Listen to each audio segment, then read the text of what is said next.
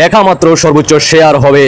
জামাতের নেতারা স্কুল চলাকালীন ছাত্রদেরকে তীব্র রোদের মধ্যে তাদেরকে দাঁড় করিয়ে জামাতের দাঁড়িপাল্লায় ভোট দেওয়ার জন্য ছাত্রছাত্রীদেরকে বোঝানোর চেষ্টা করতেছে। আর এটাই ছাত্ররা প্রতিবাদে গর্জে ওঠে। এভাবে সারা বাংলাদেশে যে কোনো জায়গায় যে কোনো প্রতিষ্ঠানে জামাতের নেতারা স্কুল মাদ্রাসা যেখানে যাবে আপনারা এভাবে প্রতিবাদ করতে হবে। জয় বাংলা সৈনিক ভাই বোনদের দৃষ্টি আকর্ষণ করে বলতে চাই, সর্বোচ্চ শেয়ার করবেন যাতে করে বাংলাদেশের প্রত্যেক প্রান্তে প্রত্যেক স্কুল মহল্লায় সবাই যাতে দেখতে পায়। এভাবে সবাই গর্জে উঠতে হবে, প্রতিবাদ করতে হবে, একাত্তর পরাজিত শক্তিদের বিরুদ্ধে রুখে দাঁড়াতে হবে। মনে রাখতে হবে এরা হচ্ছে জিন্নাতের বংশের সন্তান, এরা হচ্ছে আমাদের সেই মা বোনের একাত্তরের সময় যে মা বোনদের দর্শিত করছে তাদের সন্তান। আশা করি বুঝতে পারছেন। দেশবাসীকে দেখার সুযোগ করে দিবেন, দেখতে থাকুন। জামাতের প্রার্থীরা এসে তাদের মার্কা দাঁড়িপাল্লাকে পরিচয় করিয়ে দেন এবং এরপরে শিক্ষার্থীদের কাছে দোয়া প্রার্থনা করেন। আমরা সেখানে পড়াশোনা করতে, আমাদের সুন্দর ভবিষ্যৎ করার জন্য, এখানে আমরা রাজনীতি করতে আসি নাই। হেড স্যার বলেছেন যে তারা টাকা দেবে না, তাদের বৃত্তি দিতে দেবে না এবং আমাদের যে বৃত্তির কসিং এটাও বাধ্যতামূলক করেছেন। যে আমাদের মনে হয় যে স্যার জামাত করে, কারণ যদি জামাত না করতো তাহলে অন্য কোনো দল আসে নাই, অন্য কোনো লোক আসে নাই, জামাতেরই কেন দুজন এসে আমাদেরকে এইভাবে বললো। গত 27 অক্টোবর যখন বিদ্যালয়ের দ্বিবার্ষিক অ্যাসেম্বলি কার্যক্রম চলছে, তো তখন বাংলাদেশ জামাত ইসলাম কেন্দ্র ঘোষিত বাংলা 1 আসনের প্রার্থী এবং 2 আসনের প্রার্থী আমাদের স্কুলে আসেন। শিক্ষক মহোদয়রা তাদেরকে আন্তরিকতার সঙ্গে অ্যাসেম্বলি রেখে দ্রুত তাদেরকে সাক্ষাৎকার করেন এবং জাতীয় সঙ্গীত শেষে তাদেরকে পতাকা দ্বন্দ্বের ওইখানে উপস্থিত করানো হয়।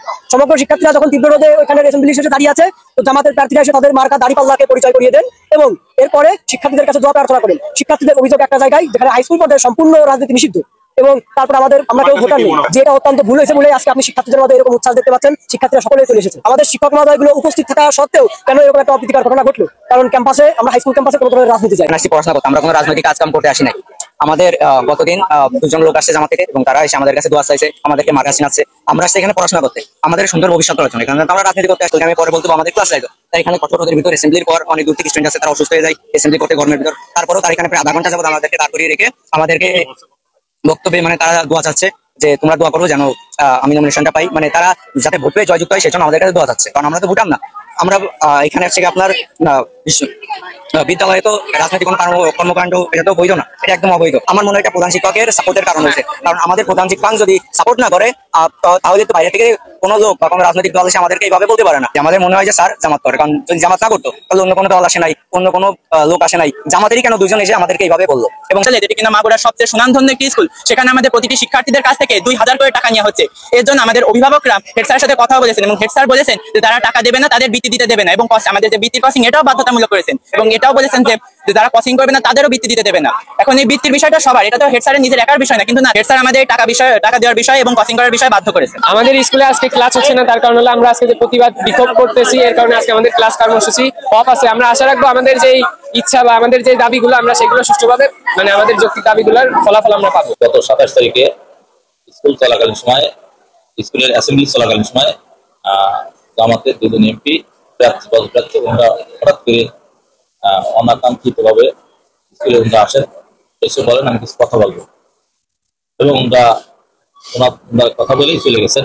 কিন্তু ওনাদেরকে আমি বলতে পারি নাই, যেহেতু ওনারা সম্মানিত ব্যক্তি, ওনাদেরকে আমি এমন সময় আসছেন বলার মতো কোনো পরিস্থিতি ছিল। কি দেখলেন তো, মাগুরাবাসীকে অসংখ্য ধন্যবাদ যারা আপনারা প্রতিবাদ করছেন। ওই সকল সাধারণ শিক্ষার্থী ভাই বোনদেরকে আপনারা প্রতিবাদে গর্জে উঠছেন। এভাবে আপনাদের দেখা দেখি সারা বাংলাদেশে প্রত্যেক স্কুল কলেজ মাদ্রাসায় সবাই এভাবে গর্জে উঠবে।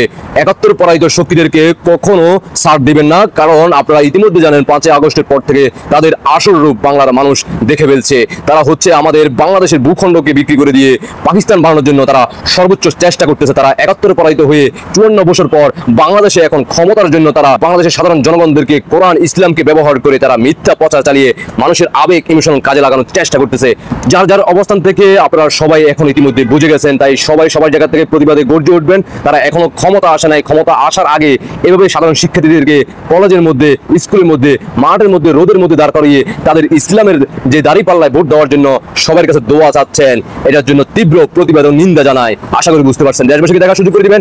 বাংলার মানুষ জেগে ওঠো, গর্জে ওঠো এভাবে সারা বাংলাদেশে। আল্লাহ হাফেজ।